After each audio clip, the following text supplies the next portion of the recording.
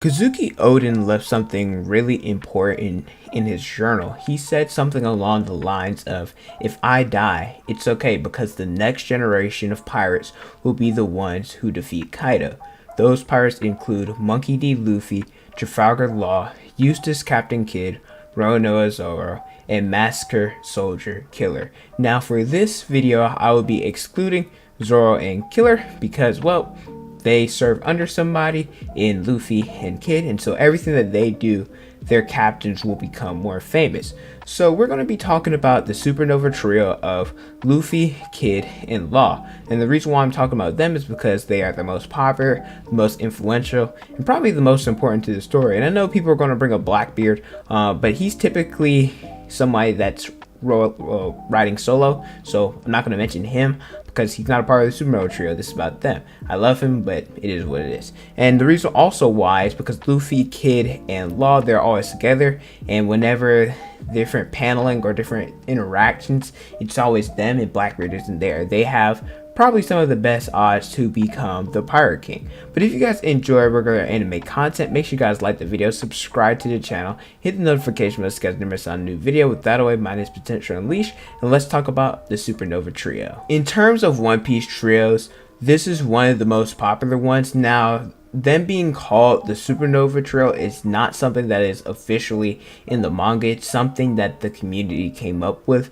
similar to how we have the Monster Trio of Luffy, Zoro, and Sanji, the ASL Trio of Ace, Sabo, and Luffy, and then Supernova Trio, which consists of Luffy, Law, and Kid. So we first met these characters at Sabaody Archipelago, well, excluding Luffy. The Supernovas that were there, they were characters who had a bounty of over 100 million, and this is the halfway point, I'm pretty sure, out of this or Fishman Island. So it shows, hey, if you didn't drop out here, you have a decent bounty. That means you have made a name for yourself.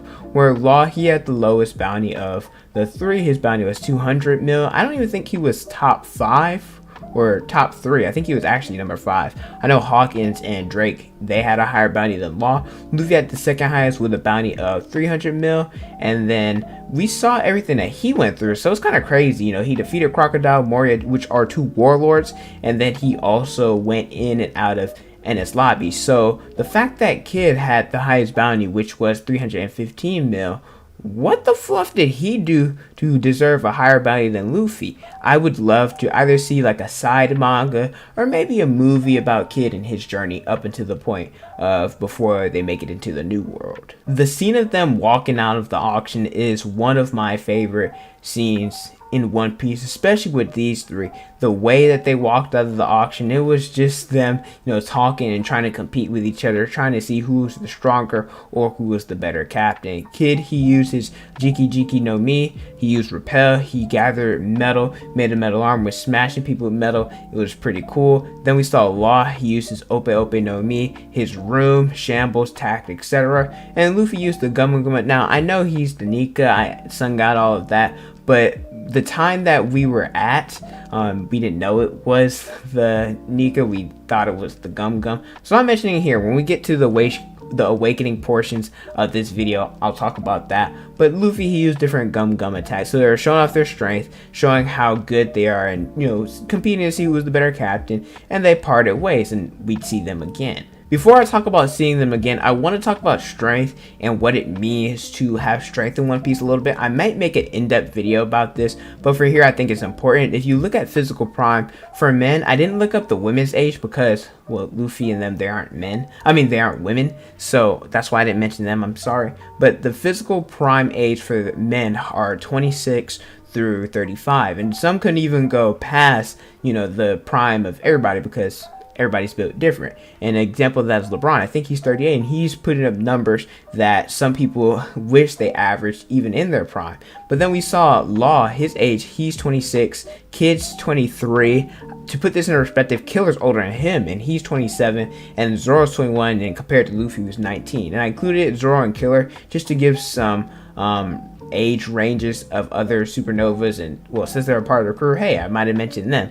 And so Big Mom, she's 63, Kaido's 59, and Shanks is 39, and everyone but Shanks is out of their prime. Shanks, he's still in his prime, has a longer prime, like I mentioned with the LeBron example. So we see how strong these characters are.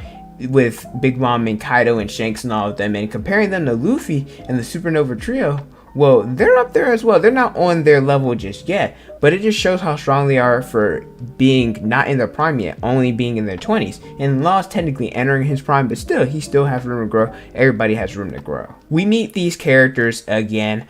First, we meet Law. We meet him at Punk Hazard, and he said something that I really like. In order to survive in the New World, you either have to team up with a Yonko serving under them, or take down one. And so we see Law's plan to defeat Kaido, going through Caesar, going through Doflamingo, and then eventually having to clash with Kaido.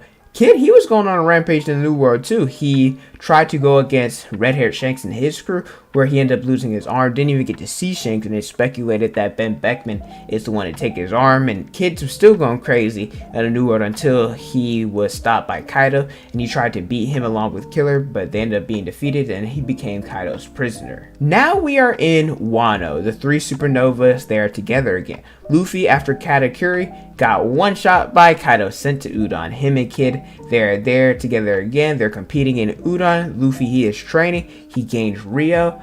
Kid and Law, they end up joining the fight too. We get that scene before they go to Onigashima where they're on the ships. Hey, when you're at sea, you fight against pirates. Then I just love them competing. It just shows that they're not trying to be serving under one. They just want to be the best captain that there is in One Piece. So they try and compete by going against a ship.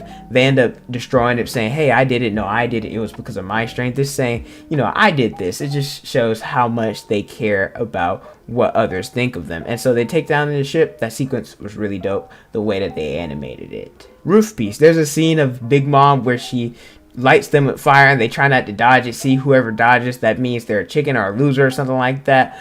Pretty cool. Like I said, I love whenever they compete against each other. Luffy on the rooftop used Gear 4th. We saw Red Rock. You saw Rio. Saw Advanced Conquerors. Kid used Punk Gibson, Punk Vice, Punk Rotten. Law used Countershot, Injection Shot, Gamma Knife. They were fighting against two Yonkos. While they did get help from Zoro and Killer, but this ain't their video, so I'm not talking about them. But Kid and Law, they used Awakenings going against Big Mom. Kid, he can turn anything into a magnet. If, for example, humans, he turned Big Mom into a magnet and had stuff attract to her. Law, he uses Krum, where it creates a shockwave from the inside.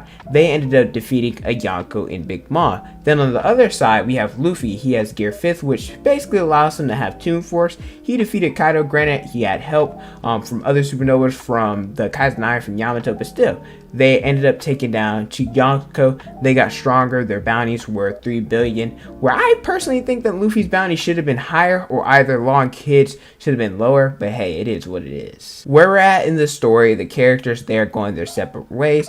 Law, he ended up meeting Blackbeard and is currently fighting him right now. It's probably really concluded, but we won't end up seeing that until probably a couple chapters down the line. Kid, he met up with Shanks, and well, we saw what happened with him. He's sleeping with the fishes. Luffy, he met Vegapunk and CP0. Eventually, he'll probably see Kizaru, one of the 5 elders, and whoever's on Blackbeard's ship that is approaching Egghead Island. They've all got their hands full fighting these strong people, but they will end up surviving. They will meet each other again. These are the captain of the next generation. They have the best odds, plus Blackbeard. But like I said, it's not his video to get the One Piece. They are strong, they have influence, and a lot of people in the community love them. Personally, my favorite order goes Luffy, Law. They're probably my top 5 favorite characters, and Kid's probably in the top 15 range. So I cannot wait till they meet up again and we get to see them fight together or against each other in the future. This is the Supernova Trio. But let me know your guys' favorite Supernova member from this trio in the comment section below. Thank you guys so much for watching. Don't forget to like, comment, and subscribe. Also hit the notification bell so you guys ever saw a new video from my Instagram, Twitter, Snapchat, and TikTok. It's on the screen in the description below. Thank you guys so much for watching, and don't forget to unleash your potential.